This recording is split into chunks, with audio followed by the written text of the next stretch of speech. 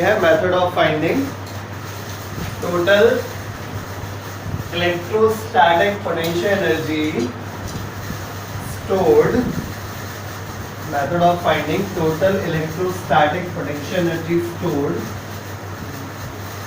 in a system of capacitors in a system of capacitors in a system of capacitors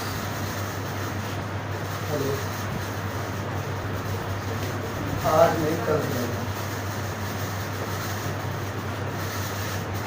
system of capacitors.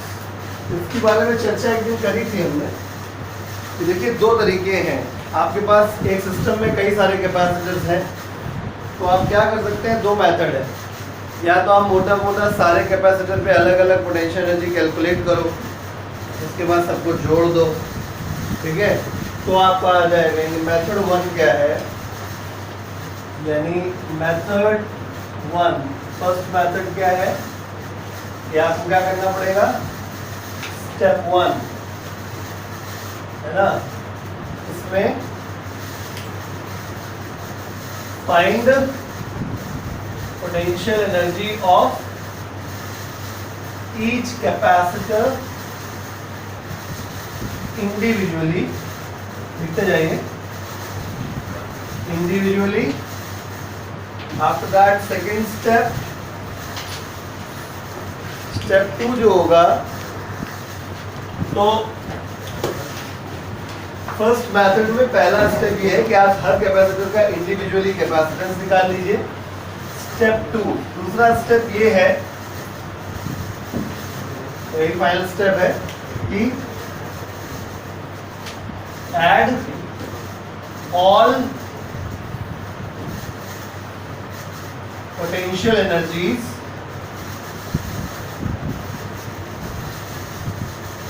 to get total stored potential energy। जितना दो line में केवल लिखा है, ये दो line में करने में काफी दिक्कत हो जाती है। मतलब अगर बाई चांस कैपेसिटर 3 या 4 लगे हुए हैं, ठीक है, या उससे भी ज्यादा लगे हुए हैं, तो जितना आसानी दो लाइन में लिखा है उतना आसानी से होता नहीं है, ठीक है, बड़ी शीशा लेकर होती है। दूसरा मेथड जो ज़्यादा इजी है, जिसको हम प्रेफर करेंगे, अभी मैं एक छोटा सा क्वेश्चन करवा भी देंगे आपको, बड़ा वाला क्वेश्चन करने के घर के लिए दे देंगे, है ना। और इसमें क्या होता है, आपको कुछ नहीं करना है, सबसे पहले आप इक्विवेलेंट कैपेसिटेंस निकाल लेंगे। Find equivalent capacitance of the system, say C equivalent, ठीक है। और स्टेप टू, स्टेप टू ये है कि calculate total potential energy of the system by using number one, U is equal to, U system is equal to half C equivalent and B battery square या B supply square, और दूसरा U system is equal to Q supply, मतलब ये है V supply, ऐसे लिखे ज़्यादा better रहेगा, और ये Q सप्लाई।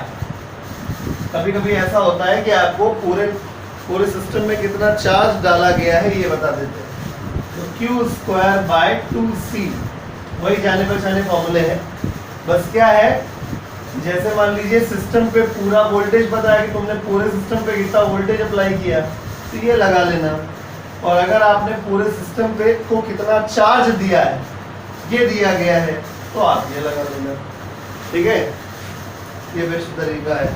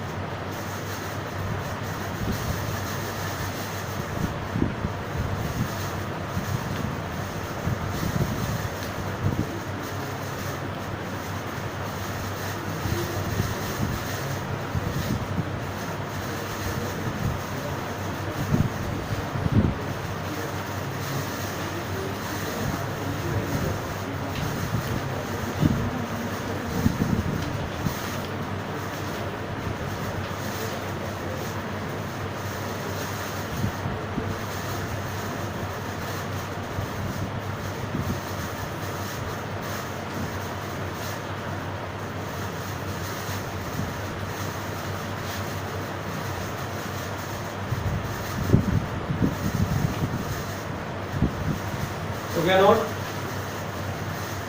चलिए क्वेश्चन नंबर 180 करते हैं हम लोग। क्वेश्चन नंबर 180 में वैसे 3 पार्ट है, हम केवल पहला पार्ट करेंगे। सेकंड और थर्ड वाले टाइप के कई बार सवाल कर चुके हैं, तो सेकंड पार्ट थर्ड पार्ट आपके लिए होमवर्क हो जाएगा।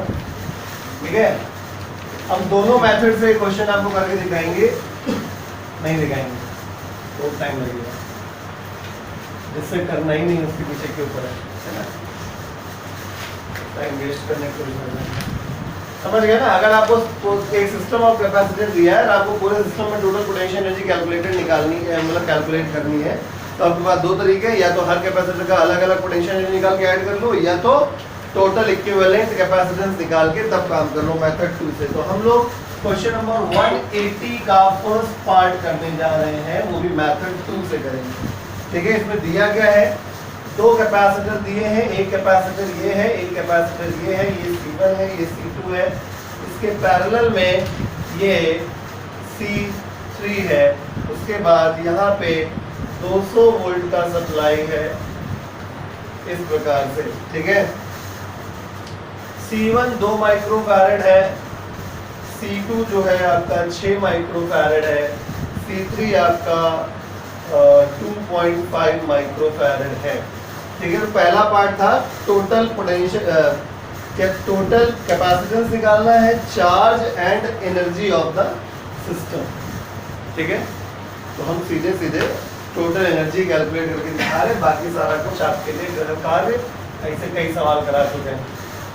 पहली बात तो मैं क्लियर कर दूं, ऐसे अगर कभी लिखा मिल जाए तो डरना नहीं। इसका मतलब ये है कि 200 वोल्ट का एक बैटरी या एक सप्लाई लगा हुआ है। ठीक है, यानी V का वैल्यू 200 वोल्ट इस प्रकार से आप ले सकते हैं। आई बात समझ में? यानी पोटेंशियल ऑफ बैटरी 200 वोल्ट। चलिए अपने मुद्दे पे आते हैं। मेन अपना क्वेश्चन है कि इस सिस्टम में टोटल कितनी पोटेंशियल एनर्जी स्टोर हुई। ठीक है, अब आप खुद सोचो कि आपको अगर निकालना है कि कितनी टोटल पोटेंशियल, अगर आप अलग अलग के चक्कर में पढ़ोगे तो अभी ये बहुत कैलकुलेटिव होने वाला है ना।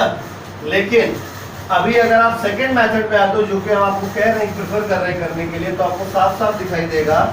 पहला स्टेप होता है, सर्किट बना हुआ है, चार्ज को फ्लो करा देते हैं, क्यू बैटरी, इसको आप लोग क्यू कहते हो। क्यू ऐसे जाएगा, उसका कुछ हिस्सा इसमें कुछ हिस्सा इसमें, यानी Q12 इसमें जाएगा और Q3 इसमें जाएगा। Q12 ही इन दोनों में जा रहा है, राइट, और Q3 इसमें जाए, तो Q12 इधर से आया, Q3 इधर से आया, तो मिला के Q हो गया, फाइनली लौट गया। मतलब ये दोनों आपस में क्या हो गए, सीरीज में। लिखते फटाफट, because C1 and C2 are in series, therefore series में होने मतलब क्या हो जाएगा, C12 बराबर C1 C2 upon C1 plus C2। ये 2 है, ये 6 है, ये 2 × 6 अपॉन 2 + 6। ठीक है, माइक्रो नहीं लिखा आपने क्योंकि वैल्यू दोनों माइक्रो में है, तो आंसर भी आपको माइक्रो में आ जाएगा। तो 6 दूनी 12 और ये 8 हो गया, तो मिला कितना हो गया, 4 दिया 1.5 माइक्रो फैराड, 3/2 माइक्रो फैराड। ये आ गया, इतना आ गया। अब इसके बाद क्या करना है, इसके बाद हमें टोटल पोटेंशियल एनर्जी निकालनी है। जैसा कि मैंने ये बताया कि आपको सिस्टम की टोटल पोटेंशियल एनर्जी निकालने के लिए आपके पास 2 फॉर्मूला, या तो Q वाला या तो V वाला। V दिया गया, ठीक है, V बैटरी कह दो या इसी को V सप्लाई कह दो, क्योंकि पूरे सिस्टम में सप्लाई तो यही वोल्टेज हुआ ना। तो half C equivalent V supply का होल स्क्वायर, कहानी खत्म। U system is equal to half C equivalent कितना है, 3/2 × 10⁻⁻6। V कितना है, 200। तो दिक्कत,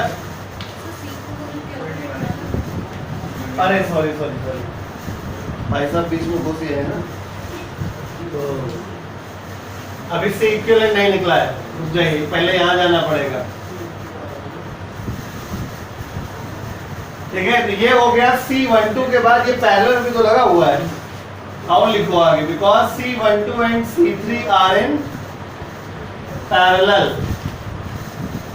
ये पैरेलल में हो जाएगा तब जाके आपका C इक्विवेलेंट आएगा, C12 + C3। C12 3/2 है और C3 जो है आपका 2.5।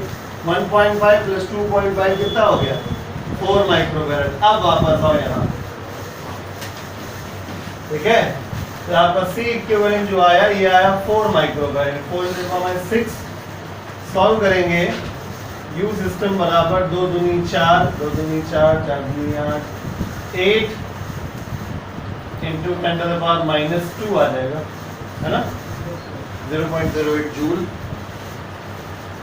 ठीक है। बाकी का जो कुछ भी करना है वो आपको स्वयं करना है क्वेश्चन में, ठीक है। बात समझ में आ गई। सबसे पहले आप इक्विवेलेंट कैपेसिटेंस निकालिए जो कि एक इजी काम होगा आपके लिए, उसके बाद डायरेक्ट ये फॉर्मूला लगाइए, आपका आंसर आ जाएगा, ठीक है। Question number 159 is in homework. इसका कंसेप्ट बता चुका हूँ, अगर ना कर पाना तो बता देना। चलिए आखिरी मुद्दे पे आते हैं।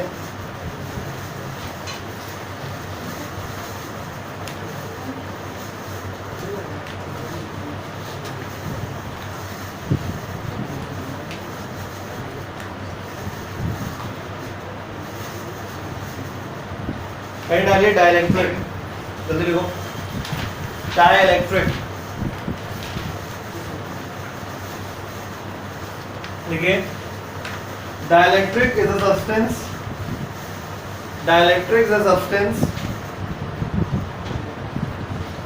which does not allow, dielectric is a substance which does not allow the flow of charge through it. Dielectric is a substance which does not allow the flow of charge through it, but permits to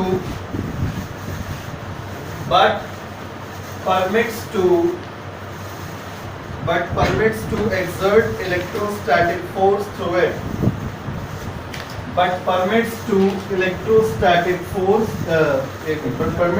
exert electrostatic force through it. But permits to exert electrostatic force through it. फिर से बोल रहे हैं, a dielectric is a substance which does not allow the flow of charge through it, but permits to exert electrostatic force through it.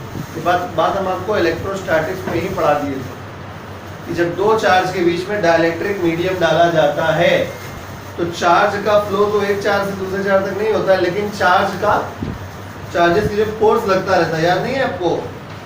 नहीं याद है? Fm बराबर F0/K सिखाया था कि डाइलेक्ट्रिक मीडियम आ जाने के बाद वैक्यूम में जो, अरे यार F0 ये आया था कूलोम्बियन फोर्स 1/4πε0 Q1 Q2/r², लेकिन जब पूरा मीडियम आ गया था तो लिखा था Fm बराबर 1/4πε0 K Q1 Q2/r², दोनों को डिवाइड किया था और ये पाया था।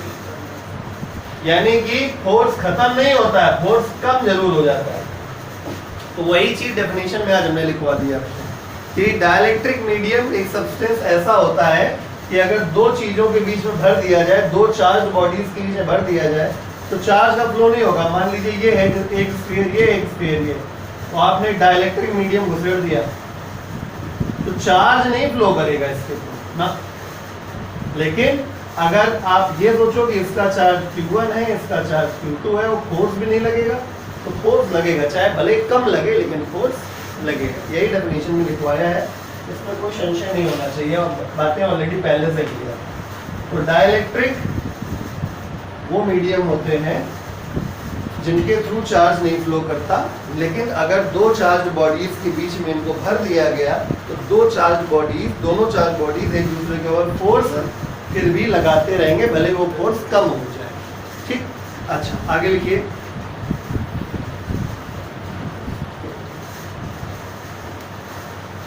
For example glass, wax, air, would, rubber etcetera. कुछ और लिख लो, 2-4 आइटम, कोई बात नहीं। Glass, wax, air, would, rubber, paper, कुछ भी लिखो एक्सेट्रा। ठीक,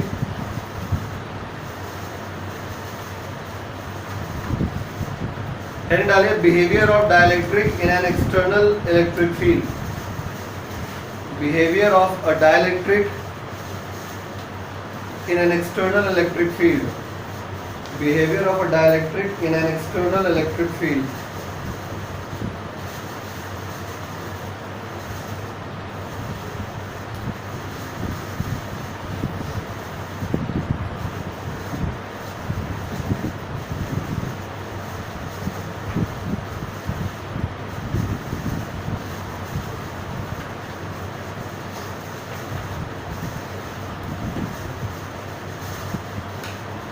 ठीक, समझिए थोड़ा सा।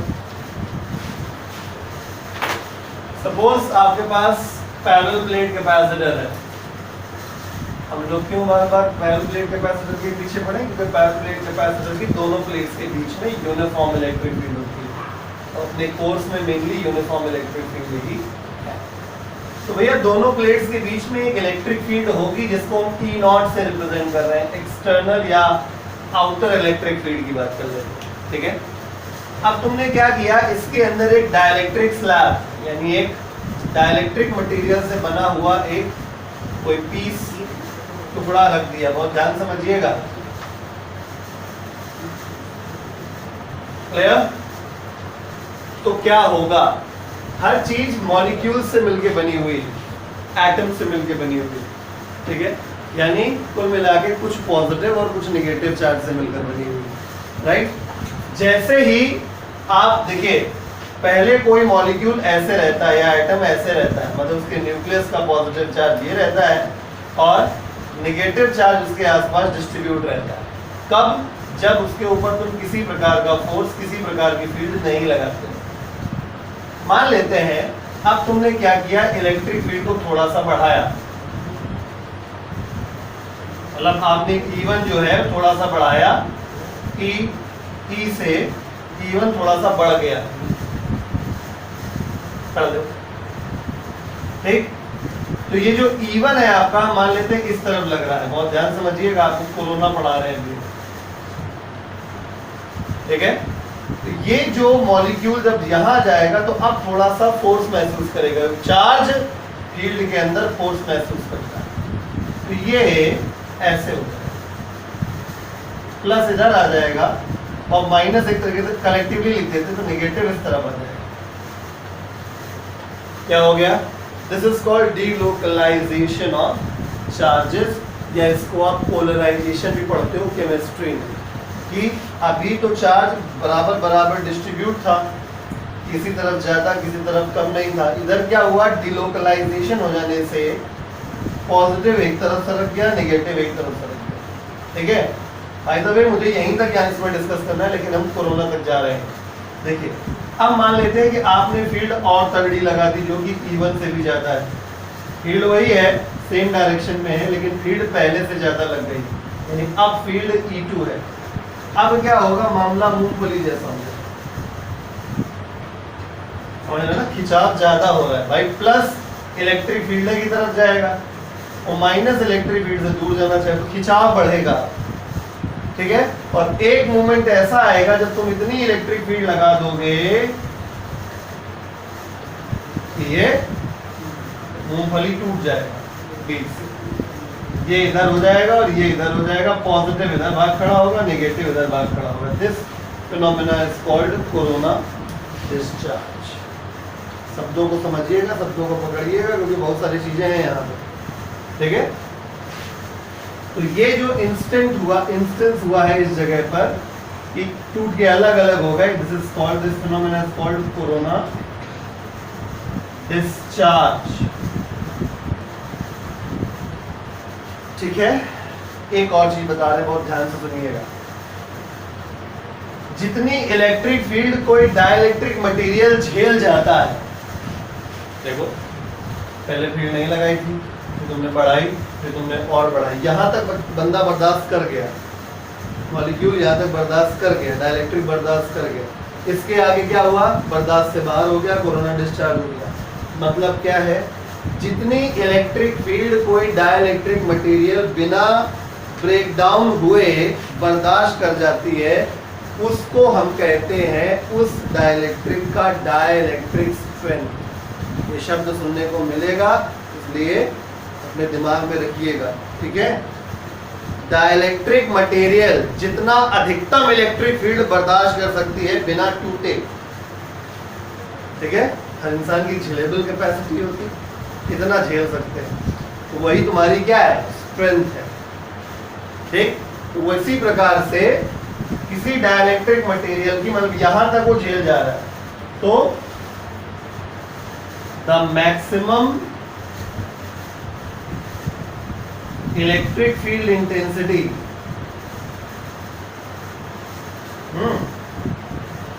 For which a dielectric can withstand without breakdown is called its dielectric strength। जिन बच्चों को नहीं पता होता डाइलेक्ट्रिक स्ट्रेंथ को भी के ही समझ लेते हैं, मैं इसलिए पढ़ाया ये बात। जिनको नहीं पता होता वो डाइलेक्ट्रिक स्ट्रेंथ को भी डाइलेक्ट्रिक कांस्टेंट है मान लेते हैं कि वही पढ़ा था वही होएगा, सारी स्टूडेंट हो गया। डाइलेक्ट्रिक स्ट्रेंथ यहाँ पर E2 जो है हमारी वो क्या है, डाइलेक्ट्रिक स्ट्रेंथ को शो कर रहा है, मतलब इससे ज्यादा जैसे ही लगा वैसे ही कोरोना डिस्चार्ज हो गया, या इसी को आप डाइलेक्ट्रिक ब्रेकडाउन भी कहते हैं, डाइलेक्ट्रिक ब्रेकडाउन। चलिए, तो ये एडिशनल बात मैंने आपको बता दी, ठीक है, ये शब्दावली यूज होती है इस वजह से, हमको मेन बात यहाँ पे रहना था, हम इतनी भीड़ नहीं लगा रहे कि ब्रेकडाउन हो जाए, ठीक है, मतलब इतना हिस्सा है इसी के आगे का पार्ट, लेकिन आप ऐसे नोट करेंगे, ऐसे लाइन बना लीजिएगा तो आपको याद आ जाएगा। आगे बढ़े, वापस आते हैं अपने टॉपिक पे कि हमारे पास एक कैपेसिटर है, पैरेलल प्लेट कैपेसिटर, जिसमें दो चार्जेस हैं, दोनों प्लेट्स पर इक्वल एंड अपोजिट चार्जेस, एक इलेक्ट्रिक फील्ड काम करेगी प्लस से माइनस तक, उसको ईओ लिखेंगे। तो जैसे ही ये डाइलेक्ट्रिक स्लैब जैसे ही फील्ड के अंदर आएगी, इसके जितने मॉलिक्यूल्स होंगे सब क्या हो जाएंगे, डीलोकलाइजेशन उनका हो जाएगा, चार्जेस का क्या हो जाएगा, डीलोकलाइजेशन हो जाएगा, और डीलोकलाइजेशन हो जाने से पूरा नहीं बनाएंगे, बहुत ही शर्त हो जाएगी।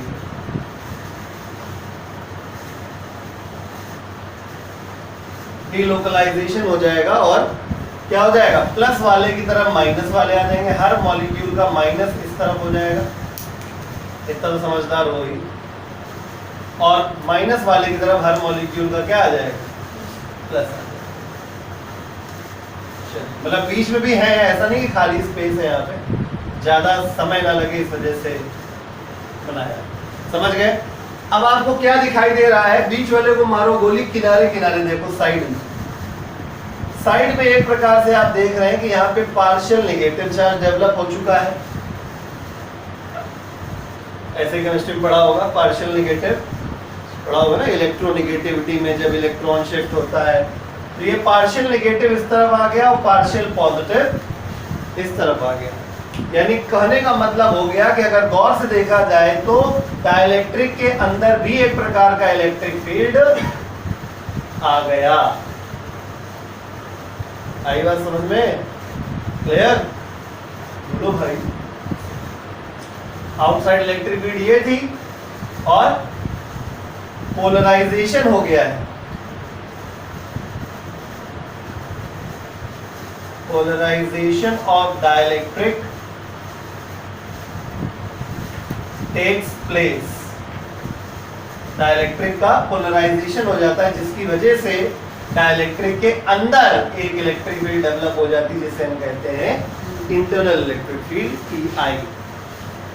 यानी एक प्रकार से डाइलेक्ट्रिक क्या कर देता है, इलेक्ट्रिक फील्ड को थोड़ा सा कंज्यूम करा देता है, खर्च हो जाती है, ठीक है। यानी एक प्रकार से जो लॉस हुआ इलेक्ट्रिक फील्ड का वो कैलकुलेट हो सकता है। कितना छापो गलत जल्दी,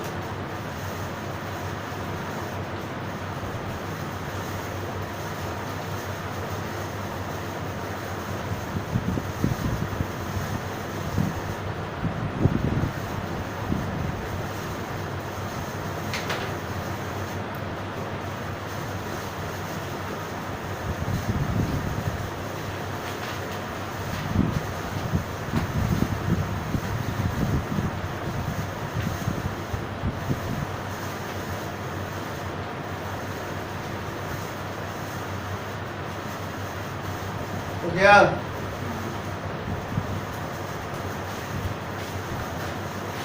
इलेक्ट्रिक कांस्टेंट का डेफिनेशन भी पढ़ना है।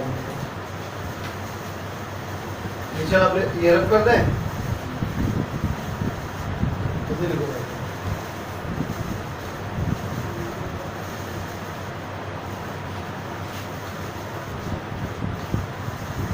ऐसे लिखिएगा कि ये अलग रहे।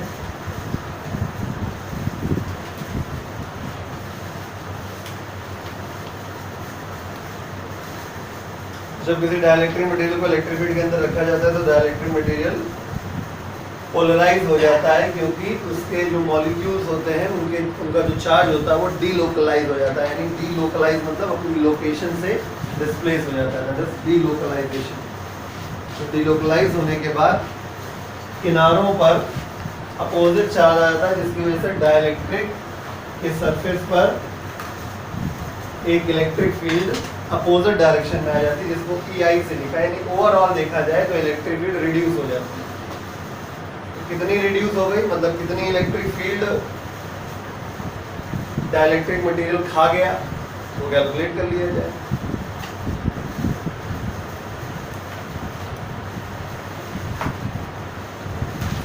ऐसा लिख लिया भैया कि नहीं, इतना वाला?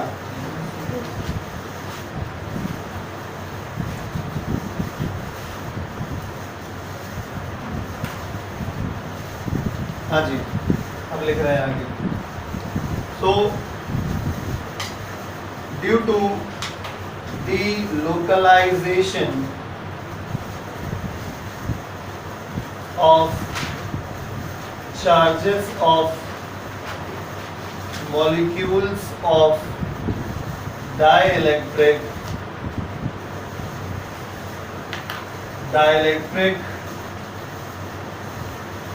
gets polarized and hence electric field is developed inside it. Okay,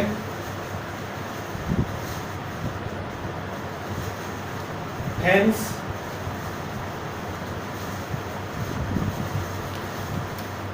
inside it in the direction opposite to the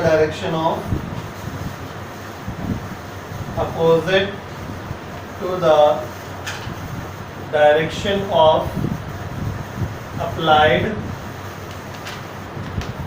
electric field. Hence अब इधर का डालने वाला जो माल गाड़ी के रफ्तार से लिख रहे हैं। Hence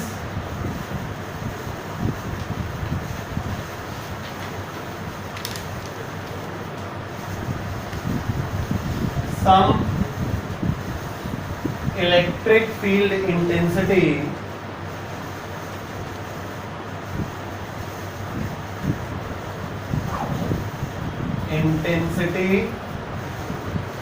is reduced by dielectric, which is given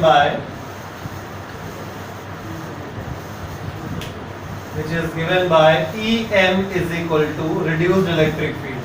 समझे? जो मीडियम खा गया is equal to EO minus EI. समझ गए?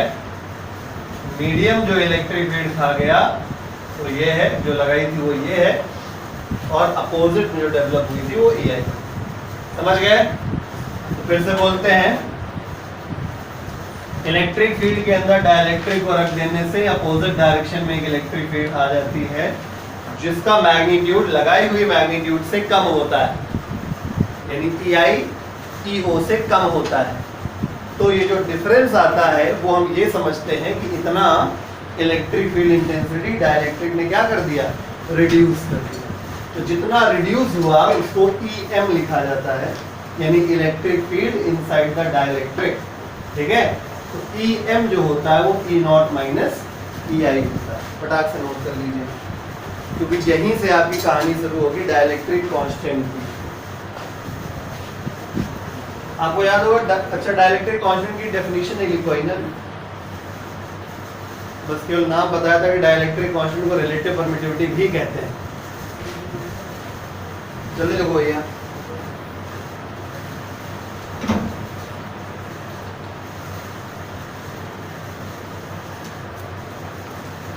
मिटा रहे हैं?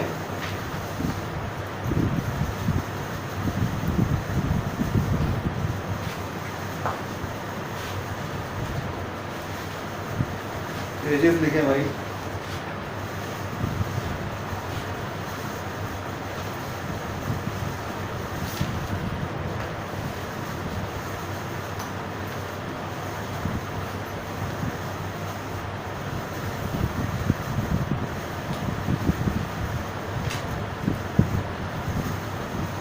ओके, एंड डालिए डेफिनेशन ऑफ डाइलेक्ट्रिक कांस्टेंट।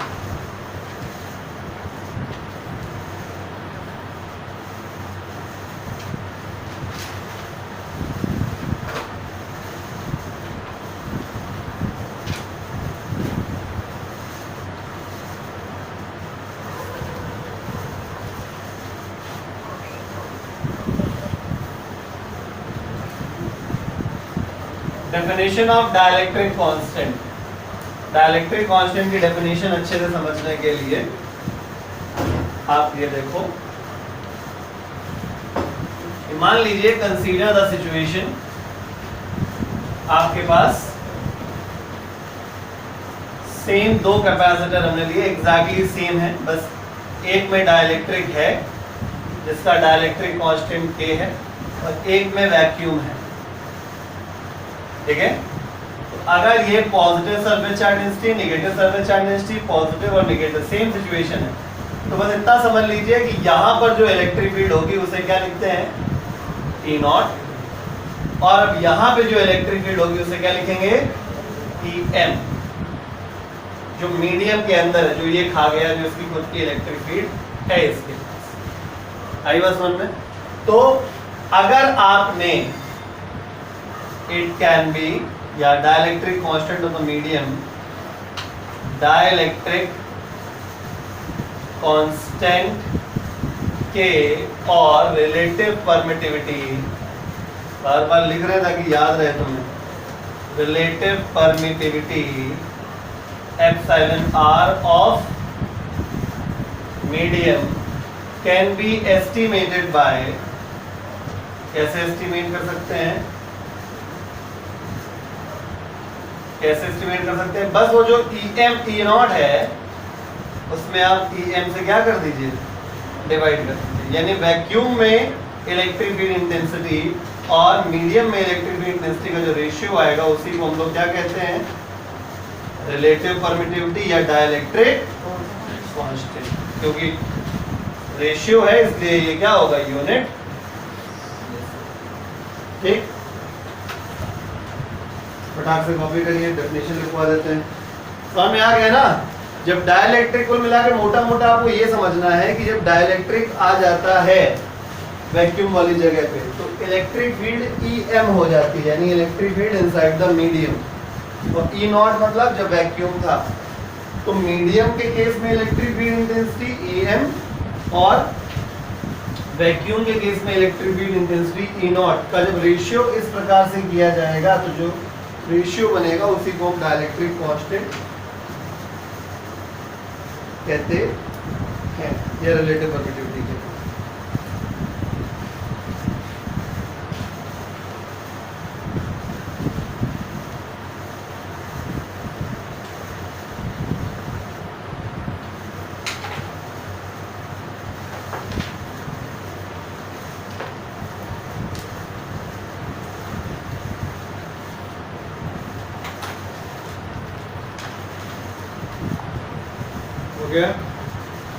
लिखिए,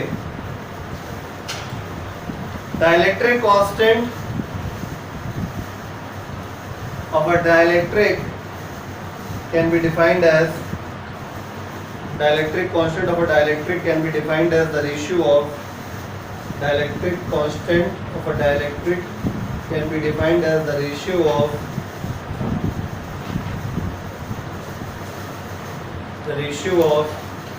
electric the ratio of magnitude of electric field intensity, the ratio of magnitude of electric field intensity in vacuum, the ratio of magnitude of electric field intensity in vacuum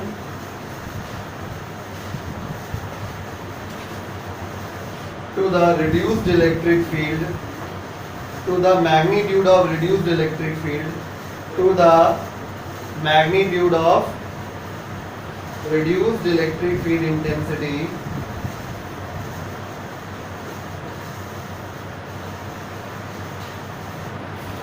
शुरुआत में कहाँ से करी थी? हाँ बस हो गया. The electric constant of a dielectric can be defined as the ratio of magnitude of electric field intensity in vacuum to the magnitude of reduced electric field intensity. बस. Okay.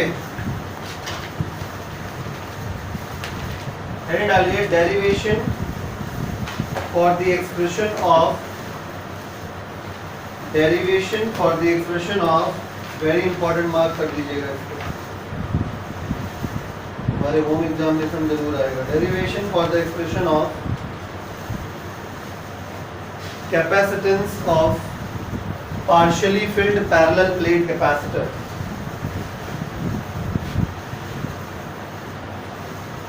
अच्छा, एक चीज समझते हो या हमें समझाना पड़ेगा? चलो समझा ही देते हैं भैया. अगर जरूर देखिए फॉर्मूला अभी आपको पता चल गया है K बराबर, वैसे कोई खास बताने वाली बात नहीं थी, हम वैसे ही बता सकते थे बिना डाइलेक्ट्रिक की डेफिनेशन बताए भी. K बराबर E0/EM है. ध्यान रखिएगा कि इसको एक्सचेंज जब कर दोगे तो ये क्या बन जाएगा? EM बराबर E0/K. यानी अगर तुम्हें EM की जरूरत कभी पड़ी तो आप क्या रख सकते हैं? E0/K. जिनको भैया डाइलेक्ट्रिक कांस्टेंट की डेफिनेशन से टफ लग रहा हो वो ऐसे याद कर ले. ये तो फोर्स वाला याद होगा, Fm बराबर F0/K. F बराबर QE होता है कि नहीं होता है? तो Q इंटू EM और ये हो जाए Q इंटू E0/Q से Q. थैंक यू फिर भैया. ठीक है, ये एक तरीके से कोई नई चीज नहीं बताई है तुमको, बस हमने डाइलेक्ट्रिक कांस्टेंट का डेफिनेशन बताना था सही से, इस वजह से हमने पूरा आपको पोलराइजेशन ये वो फलाना ठिकाना सब बताया. कोई दिक्कत? ठीक, चलिए हेडिंग आपने डाल दी है डेरिवेशन. इसको कहीं लिख लो वहीं पे जहाँ पे अभी आपने लिखा उसी पर स्टार बना के कुछ करके ऐसे लिख लो कि EM is equal to E0/K. याद रहेगा तुमको, क्योंकि अभी इस डेरिवेशन में हम इसको यूज करेंगे. अब देखो बहुत मैटर करता है कि तुमको कितना याद है. हेडिंग पढ़ते ही कुछ ख्याल आया है? गुड. हेडिंग बोली थी derivation for the expression of capacitance of partially field parallel plate capacitor. Partially field मतलब हम डाइलेक्ट्रिक इसमें पार्शियली भरेंगे, यानी पूरा डाइलेक्ट्रिक नहीं भरेंगे. ठीक, किसी के मन में कोई बात आई? सब निन्नू में है, किसी को कोई बात ध्यान नहीं है. हम चिल्ला के जब चैप्टर शुरू किए थे पहले दिन आपको एक चीज बताए थे, कभी भी आपको कैपेसिटेंस का फॉर्मूला डिराइव करना हो आप V के पीछे नहा धो के पड़ जाएगा.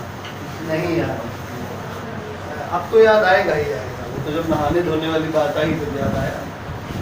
ठीक है, इसीलिए चीजों को ऐसे बोलना पड़ता है.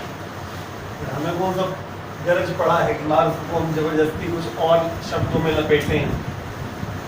चलिए, बहुत होशियार बच्चे हमारे आगे, पूरा दिलो जान लगा के सो रहे हैं घर में.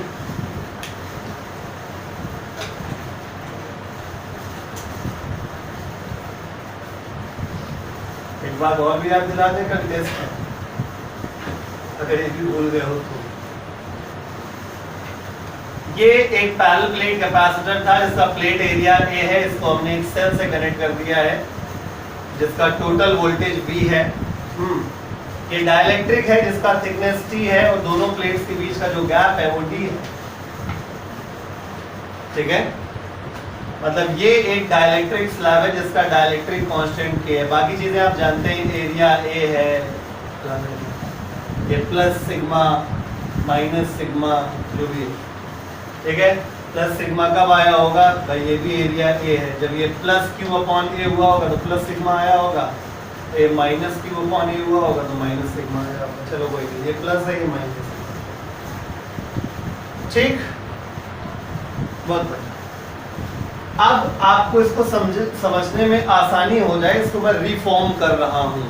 मतलब अब जो आगे हम दो डायग्राम और बनाएंगे वो आपको डेरिवेशन के दौरान एग्जाम में नहीं बनाने हैं, ठीक है। आपको केवल समझाने के लिए बनाया जा रहा है। मतलब आप बनाएंगे, आप अपनी कॉपी में बनाएंगे लेकिन पेपर में नहीं बनाएंगे, ठीक है। बस आप क्या करिए, डाइलेक्ट्रिक को जरा इधर चपका दीजिए, क्या कर दीजिए, चपका दीजिए। जब आप चपकाएंगे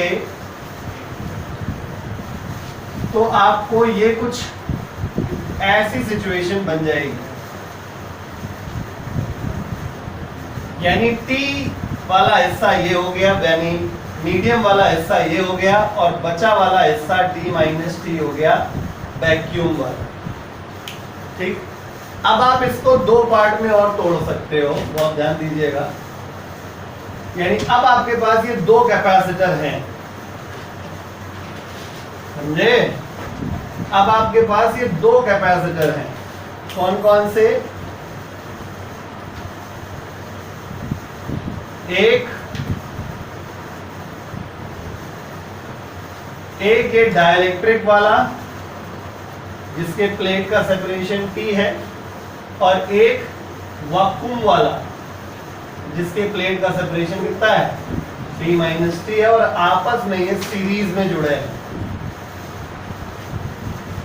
पहले पढ़ा, अभी अभी गुरुजी ने याद दिलाया कि वैक्यूम वाले केस में इलेक्ट्रिक फील्ड E नॉट होती है और मीडियम वाले केस में इलेक्ट्रिक फील्ड EM होती है, जो कि E नॉट बाई K होती है, अभी याद भी करवाया,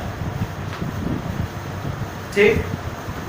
तो मीडियम वाले केस में सीरीज में पोटेंशियल डिस्ट्रीब्यूट होता है, सब पढ़ा चुके हैं, सब कुछ पढ़ा दिया, केवल अप्लाई कर रहा हूं। देखो सबसे पहले तुमने क्या किया, मेरा मेन एजेंडा इस समय चल रहा है ताकि हम टोटल ये V कैलकुलेट कर लें, क्योंकि पहला स्टेप ही यही होता है कि हमें V की वैल्यू निकालनी है इन टर्म्स ऑफ Q। तो ये जो V है ना, ये पिताजी हैं, ये इनके दो बेटा जी हैं, ये उनकी जायदाद है। इन बेटा जी को कुछ मिलेगा जिसको हम VM कह दे रहे हैं, है ना, और इन बेटा जी को कुछ मिलेगा जिसे हम V नॉट कह रहे हैं। In series potentials are addable, okay.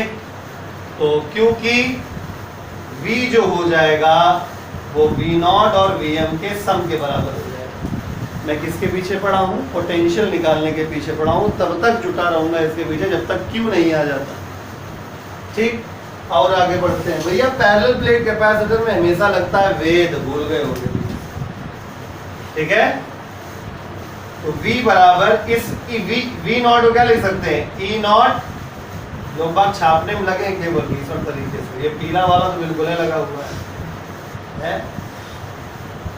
V बराबर ED, तो V नॉट कहाँ है, यहाँ है, इसका EA है E नॉट और D क्या है, D minus E not into D minus T। VM कहाँ है, यहाँ, इसका E क्या है, EM है, इसका D क्या है, EM इंटू, ऐसे समझो। अभी भी क्यों नहीं आया, और आगे बढ़ो। EM बराबर क्या है, E not by K, therefore V बराबर E not D minus T, तो ठीक है, और ये EM की जगह हो जाएगा E naught by K into T। E naught क्या होता है, sigma upon epsilon naught, parallel plate capacitor की इलेक्ट्रिक फील्ड का फॉर्मूला। तो एक काम करो, पहले तो तुम E नॉट करो कॉमन, बचेगा D minus T plus T upon K। Frequent बोलना सीख लो, क्योंकि एक्सप्रेशन में आखिरी में आएगा जरूर। अभी भी देखो क्यू नहीं आया, तो ई नॉट की जगह क्या लिखूंगा, सिग्मा अपॉन एप्सिलॉन नॉट। तो v बराबर sigma upon epsilon not bracket d minus T plus T upon, अभी भी क्यू नहीं आया है, लेकिन जो सिग्मा होता है वो q अपॉन a होता है। तो अल्टीमेटली q अपॉन a कर देंगे, बाकी एप्सिलॉन नॉट ब्रैकेट में d minus T plus T upon के। कुछ लोग सोचेंगे आ गया, अरे भाई कैपेसिटेंस का फॉर्मूला डिराइव करना था, v का नहीं। तो जब v आ जाता है q के टर्म्स में तो लगाया जाता है c बराबर q अपॉन, और v की वैल्यू वहां पुट उठाई जाती है। जब आप पुट उठाएंगे और सॉल्व करेंगे तो q अपॉन v की जगह हो गया q upon a epsilon not in bracket d minus T plus T upon, q से q थैंक यू, ये ऊपर आ जाएगा। इस प्रकार से कैपेसिटेंस का फॉर्मूला हो गया epsilon not a upon d minus T plus T upon, ये है डेरिवेशन। वो नहीं पल्ले पड़ा, दोबारा एक बार बता देते हैं। Partially field parallel plate capacitor का मतलब होता है कि एक डाइलेक्ट्रिक स्लैब बीच में आ जाएगी जो पूरे स्पेस को ऑक्यूपाई नहीं करेगी। पूरे को ऑक्यूपाई कर लेती तो हम पढ़ा चुके हैं ना, वही epsilon not a upon d, बस k का मल्टीप्लाई कर दो हो जाता है। पार्शियली फील्ड में थोड़ा झोल हो जाता है, तो हमने इसको समझने के लिए क्या किया, इसको पहले सरकाया बगल में, तो ये ऐसे हो गया। इससे ये दिखाई दिया कि डाइलेक्ट्रिक वाला जगह t है और ये वाला जगह d माइनस टी है, ये प्लस सिग्मा और ये माइनस सिग्मा, ये हटा और नहीं दो कोई फर्क नहीं, ठीक है। फिर क्या देखा कि अब एक वैक्यूम वाला पोर्शन है और एक मीडियम वाला पोर्शन है। तो इसको अगर हम ऐसे देखें कि दो कैपेसिटर साइड बाय साइड जुड़े हुए हैं, तो ऐसे देखा कि ये दो कैपेसिटर, एक मीडियम वाला और एक वैक्यूम वाला, साइड बाय साइड सीरीज में जुड़े हुए हैं। तो बस यहीं से हमें हिंट मिल गया कि टोटल जो पोटेंशियल होगा वो इसके पोटेंशियल और इसके पोटेंशियल के सम के बराबर होगा, क्योंकि in series potentials are addable. V बराबर ED लगा दिया करस्पॉन्डिंग, जिसका जो भी D था वो कर दिया।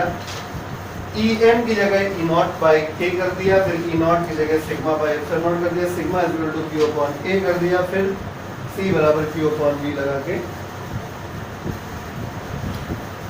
खत्म कर दिया, ठीक है।